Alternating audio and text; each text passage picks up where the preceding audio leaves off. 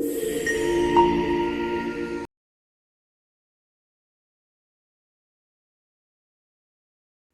And welcome to Star Investors traders.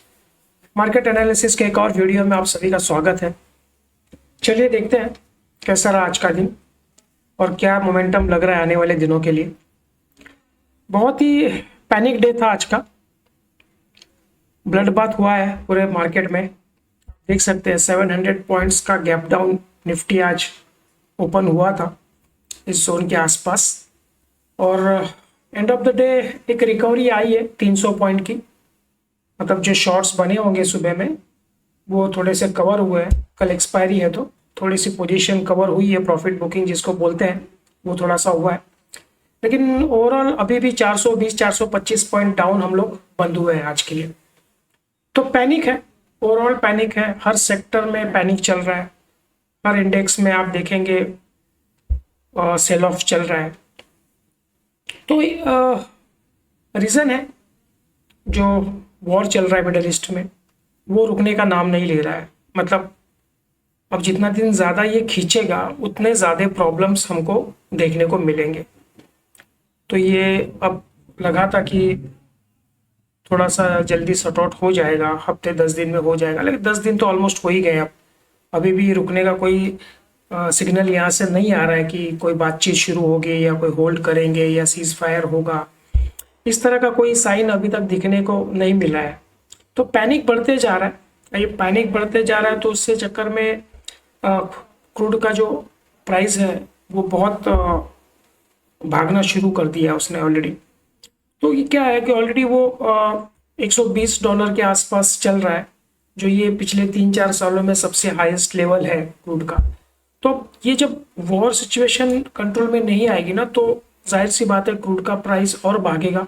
तो शायद मे भी लगता है एक 150 का भी सब लोग बोल रहे हैं, बहुत एक्सपर्ट्स की 150 तक भी जा सकता है, 150 से भी ऊपर जा सकता है अगर ये कुछ दिनों में अगर ये कंट्रोल में नहीं आता है वॉर या कुछ सीजफायर नहीं होता है, तो ये इसका प्राइस और बढ़ते जाने के चांसेस है।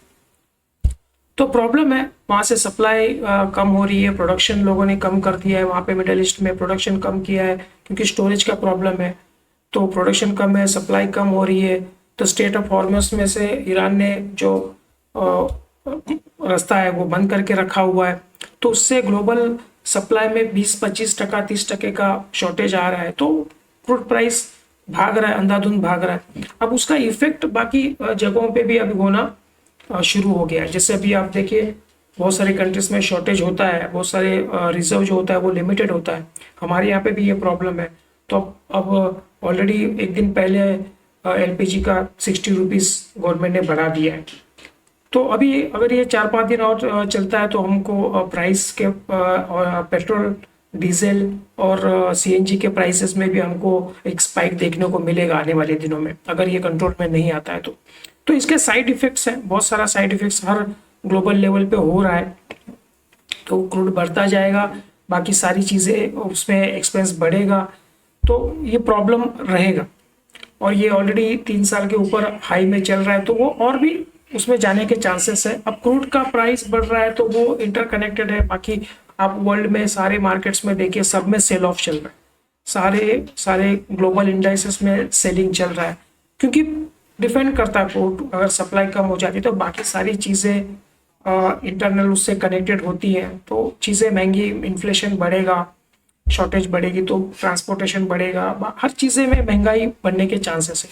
तो ये कंसर्न है सबके लिए, ये कंसर्न चल रहा है। तो वो उसका इफेक्ट अब दिखना शुरू हो गया है ऑलमोस्ट। तो सेल ऑफ तो ऑलरेडी है मार्केट में। अब गिफ्ट निफ्टी सुबह में 800 850 पॉइंट डाउन था, तो हमने 700 पॉइंट गैप डाउन में ओपन किया है। तो इससे क्या होता है ना, जब वर्ल्ड वॉर सिचुएशन होती है तो ट्रेड डिफिसिट बढ़ जाता है, इंपोर्ट पे एक्सपोर्ट पे उसका बहुत सारा असर होता है। अब जैसे हमारे यहाँ पे ऑयल इंपोर्ट नहीं हो रहा है, तो हमारी डिमांड तो है, हमारा कंजम्पशन तो है, उसको फुलफिल कैसे किया जाए, तो हमको वो ज़्यादा महंगे में खरीदना पड़ेगा। शॉर्टेज है ऑलरेडी, तो उसको जो लिमिटेड रिसोर्स हमारे पास है, जो स्टोरेज है, उसको हमको उसका प्राइस बढ़ जाएगा। तो ये डिफिसिट बढ़ेगा उसके अंदर। फिर उसके अंदर क्या होगा कि आपका जो करेंसी है, देश का करेंसी है, वो डिप्रिशिएट होना शुरू हो जाता है। तो वो बढ़ रहा है। तो आज आप देखिए डॉलर के मुकाबले आज हम लोग 92 के ऊपर रुपीस स्लिप हो गया था, 92.50 के आसपास। तो ये सब साइड इफेक्ट्स हैं वॉर के, ये साइड इफेक्ट हैं, ये होंगे और हर कंट्री को ये फेस करने पड़ेंगे। तो वो इस तरह से वो चल रहा है। तो रुपया आप देखिए 92 के ऊपर चल रहा है। तो वही बातें, अब ये अगर ये नहीं रुकता है तो और सारा सेल ऑफ आएगा और सारा एक्सपेंस बढ़ेगा, तो उसके हिसाब से ये मोमेंटम रहेगा। आज एक थोड़ा सा अच्छा है कि 300 पॉइंट का रिकवरी किया जो गैप डाउन था उसके ऊपर से, और ये जो पॉइंट्स हमने यहाँ पे एक लाइन डाल के रखी थी 23,870 के आसपास की, उसको एक डिफेंड किया, उसके ऊपर क्लोजिंग लाके हम लोगों ने 24 के आसपास की क्लोजिंग हमने दी है। तो एक पॉजिटिव क्लोजिंग थोड़ी सी है, मतलब जो सेल ऑफ जिस तरह का पैनिक था नीचे में वो थोड़ा कवर किया है मार्केट में। तो इस लाइन को फिलहाल हमने होल्ड किया है, एक सपोर्ट का काम ये कर सकता है। तो लास्ट टाइम हम लोग यहाँ पे थे, मैं आपको बोला था एक सपोर्ट यहाँ पे है हमारे पास अगर मार्केट यहाँ से घूमता है तो। लेकिन जब 500, 700, 800 पॉइंट गैप डाउन ओपन होता है, ये सिचुएशन में आप कुछ नहीं कर सकते हो। जब एक्सट्रीम सिचुएशन होती है तो वहाँ पे कोई टेक्निकल, कोई फंडामेंटल, कोई पॉइंट्स काम नहीं आते। तो जैसा न्यूज़ बेस होता है उसके हिसाब से मार्केट चलता है, बस उसके अंदर हमको देखना है कि हम क्या उसमें से बेस्ट निकाल के ले सकते हैं। तो ये चीज़ें हैं। बाकी आप देखो आज इंडिया वीक्स भी आज ऑलमोस्ट एक टाइम पे 20% से भी ज़्यादा ऊपर था, तो कोई 17-18% पे सेटल हुआ है और 24 के आसपास इंडिया वीक्स चल रहा है।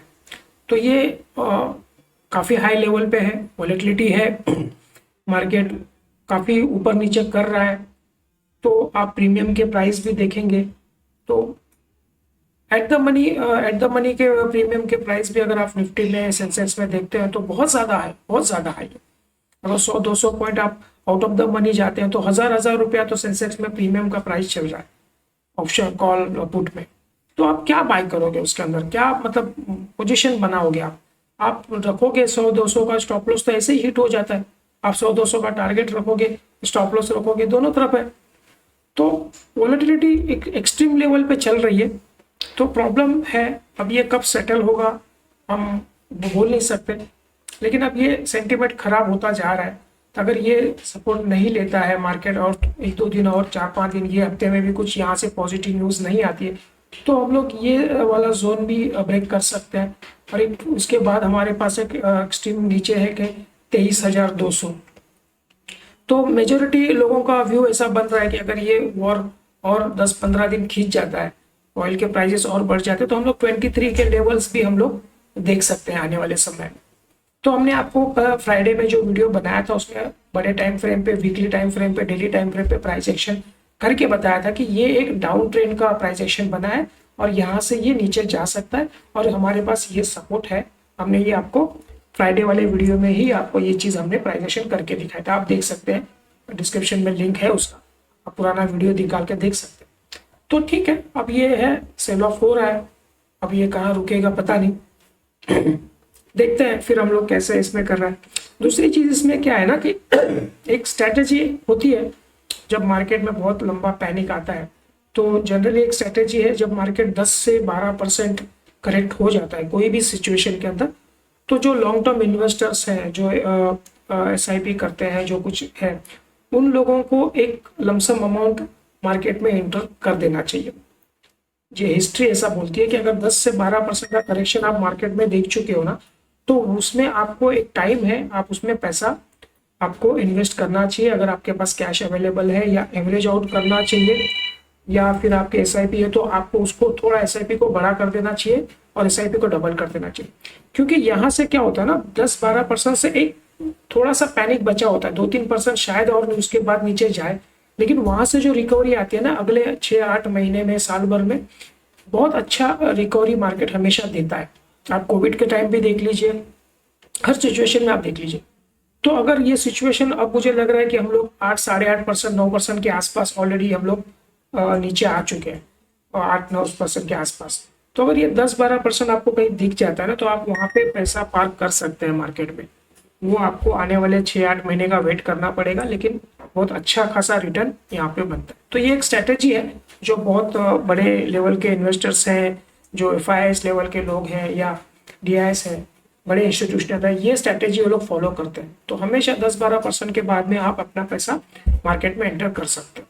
ठीक है। तो चलिए, आप डेली टाइम फ्रेम पे तो कंटिन्यूएशन में जा रहा है मार्केट, अब कितना तक जाएगा, कल कैसे ओपन होता है उसका, कल एक्सपायरी है, तो अगर पॉजिटिव रहता है, थोड़ा कोई न्यूज़ पॉजिटिव आ जाती है, तो मे भी हम लोग इस गैप को फिल करने का चांस हमारे पास है। तो देखते हैं फिर ये, हालांकि लंबा है गैप, 400 पॉइंट का गैप है, लेकिन ठीक है, निफ्टी तो डेली 500-600 पॉइंट की रैली तो कर ही रहा है, 500-600 पॉइंट का मोमेंटम ऊपर नीचे तो कर ही रहा है।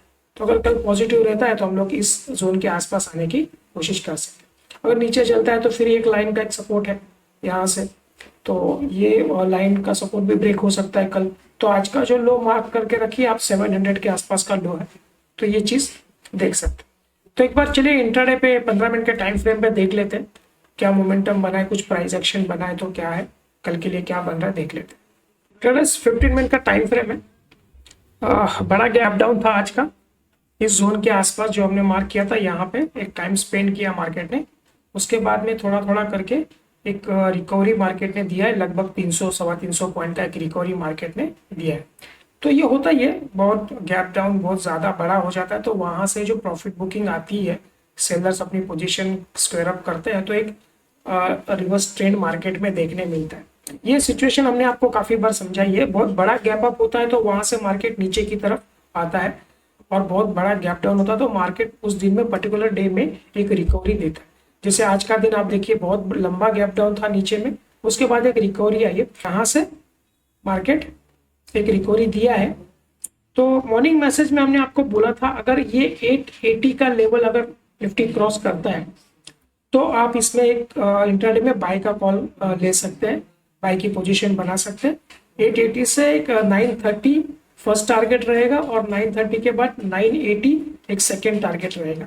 तो दोनों टारगेट अच्छी हो गए, इनफैक्ट ये बहुत ज़्यादा उसके ऊपर लगभग 100 पॉइंट और ऊपर गया निफ्टी, लेकिन ठीक है, हमारा एक व्यू था, हमारा एक जोन था, उसके ऊपर अगर निकलता था तो हमने एक कैप्चर किया था, तो हमने वो सौदा कैप्चर किया आज।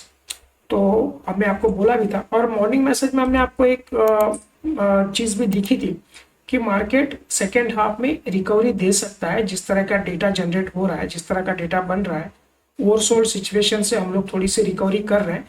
तो हमने, आप अगर मैसेज पढ़ेंगे तो उसमें हमने लिखा था कि सेकेंड हाफ में मार्केट में एक रिकवरी आएगी, उसके हिसाब से आप अपना ट्रेड प्लान करिए, ठीक है। और बाइंग के लिए हमने 880 के ऊपर बाइंग के लिए बोला था, और वो भी दोनों टारगेट अचीव हो गए। तो बाकी तो डे आपके सामने है, थोड़ा सा है।